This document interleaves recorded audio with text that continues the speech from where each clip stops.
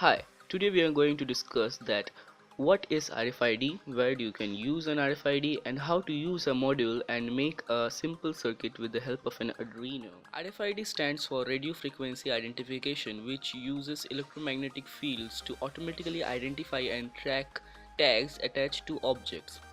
The tags contain electrically stored information.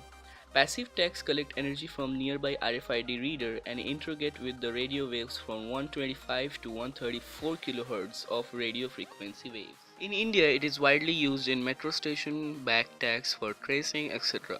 In foreign, however, it is widely used in shops, factories, and even in smart fridges and even in smart dustbins. To make a project with the RFID module, we need Arduino Uno, RFID sensor, LEDs, and a servo. Library, code, circuit design, and products links below at the description. Check it out.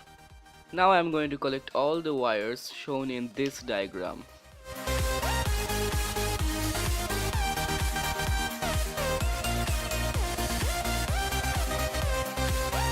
First, we have to send this file named as the dump info, and it reads your card, and we have to copy this part from the serial monitor.